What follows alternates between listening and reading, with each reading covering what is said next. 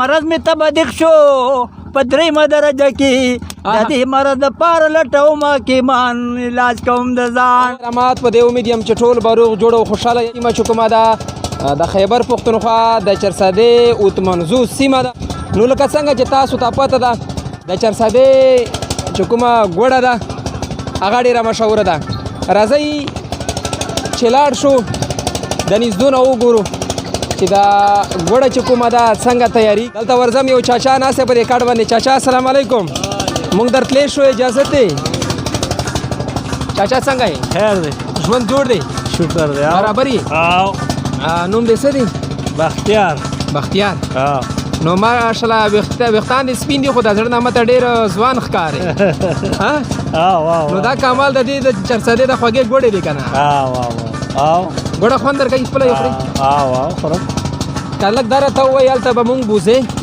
مینوال په تمه دي ستا خپرونه ګوري د وزیرستان غږ ډېری مینوال صحیح ده هلته به مونږ ته ښایي چې دا ګوړه څنګه تیارېږي تاسو هم ګوړه ورته وایي ما ویلې داسې نه وي چې خطا شوی وم زمونږ د وزیرستان لهجه او ستاسو لهجو کې داسې ده چې لږ ګران فرق وي پکې په یو نیمچه کې کوي ګوړه ورته وایي او څومره وخت کېږي چې ته دا کاروبار کوې دا خو بس اجامت هم لا نو دومره وخت کېږي ګیرم نو خوشحاله یې به د خپل کاروبار باندې شکر دی نو نن سبا خو ډېرې ټکنالوژیانې راغلي دي جدید طرز ماشینونه راغلي دي تاسو هغه د پخوا وخت چې کومه حساب کتاب دی هغه غواګانې او در سره میخې در سره او دا ماشینونه خو د ننني دور کې څوک نه استعمالوي بس ژوند هم دې کې تېر شو بس دې یاره موږ سلام درته کوو یو روایت یو دود مو ژوندی ساتلی دی د پخوا وخت ورتلی شو راځه کیمرامین صاحب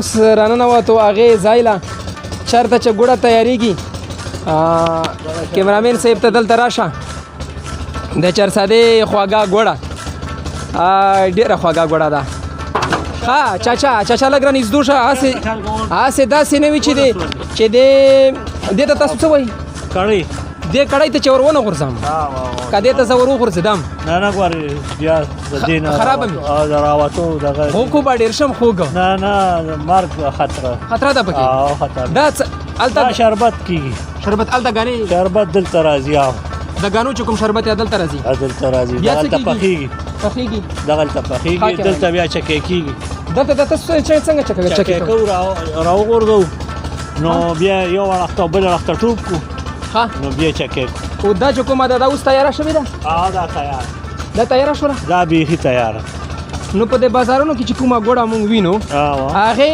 کلر خو بیل شن وي رنګ یې بیل شن وي که دا چې لکه ټایم پې وځي بیا هغې قسم رنګ شي دې کې مونږ مساله نه ده اچولې دا اوس کتلی شو چې څنګه لګي دا خالصه ده بیخي مینه والو خوږه ده دا ګوړې نه زیات ته خوږي ډېر ښه ګوړه خو دې را باندې وخوړه په دې جام څه کوې دې باندې دا شربت دی بس دا مینوالو دلته وګورئ هلته چې کومې ګانې دي په دې ماشین باندې سره پستې کی او دلته ته شربت راوځي یاره منو عبدالبای صاحب زړه خو به دې ورته کېږي خو ستا لاس کې کیمرا ده خیر ته خو د دې علاقې د دې سیمې ته به یې چېرته وڅکې په ناسې به یې وڅکو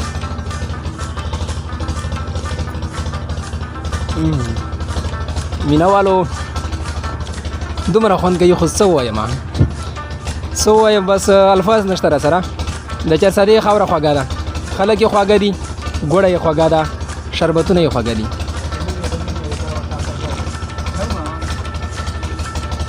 ډېر خوږ دی نور نشم څکلی چاچا مننه دې کوو مننه یاره کامیاب دی غواړو کامیاب مینهوالو عبدالبای صاحب را سره ناست زمونږ ملګری زمونږ یار دا د چرسدې د اوت منزو د سیمې اوسېدونکی دی عبدالبای صاحب یار مننه دې کوم د چرسدې ګوډ دې را باندې وکتلو هغه شربت چې کومه تاسو کړو تاسو کړو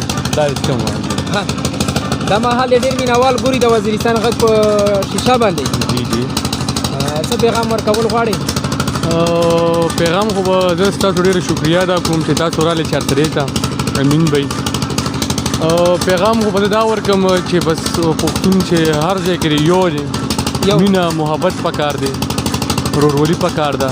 هسې خو باچا خان بابا نو ویلي چې هر ځای کې اوس ځان نه یو ورور پیدا کړې.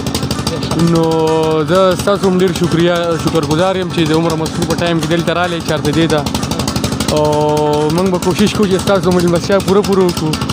او زما دې ستاسو هغه ټولو وزیرستان والا ته خواست دی چې هر کله راځئ، ستاسو خپله غوره ده چې کله موږ به خپله چارسده ده. بس دلته دا غواګانې او دا چرګان او دا ماشینونه یقینا میخې دي، ډېر خوند راکوي ماته. خو د داسې نمونه دغه شانتې ماحول چې وي چېرته یو نیچر دی، یو ښکلا ده. دلته هم کسان لګیا دي، هلته خو یو چاچا لګیا دی، خو چې خبرې به ورسره وشي. چاچا السلام علیکم، مونږ درتلی شو. ته راځه چاچا وایي چې راشئ.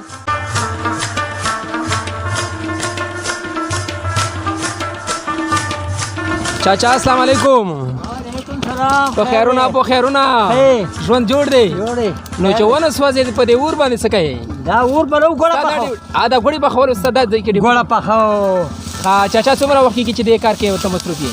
یاره تقریبا یو 15 کاله به کېږي د دې سره ملګری یم. نو داسې مې درته ویل چې ستا صرف د اور بلولو چل درځي تاله، که د ګنې د ګوړې د جوړولو چل درځي؟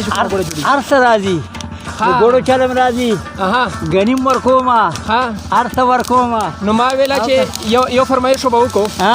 د وزیرستان د سره زه خو راغلی یم، خو که زه یوه وړه غوښتنه درنه وکړم پوره به شي؟ ډېره وکړه خیر سره. زه او ته به دواړه یو ښه ترانوم کوو. ترانوم وکړو، سندره وي، ټپې وي. ښه شروع کوه. شروع ته وکړه، زه در سره وایم. مینوالو چاچا سندره وایي. ډالۍ که ټولو مینوالو ته یې ډالۍ که چې مینوال ورسره خوشحاله شي. یا مرض مې تبدیق شو په دریمه درجه کې، د دې مرض دپاره لټوم حکیمان، علاج کوم د ځان. قربان لږ دمه ورکه، لږ دمه ورکه نور هم. او دغه پیغام مې ده د خیره سره چې مرګ ته نږدې د خیره سره، او بوډاګانې نور تېرې. نو بس الله دې راباندې خپل څه ارمان پاتې دی؟ نه بس ودونه مې زامن ته کړي، یو مې پاتې دی هلته ناست. نو یو تا د چې واده لا کړی نه دی، نو څنګه دی څه لانجې مانجې خو نه کوي په کور کې؟ خدای پاک بیا هغې له موږ د خیره سره دومره خو نیت لرم چې هغې له واده وکړم. قربان دې شمه، دا امید ښه امید پکار دی. مننه چاچا، مننه دې کوو.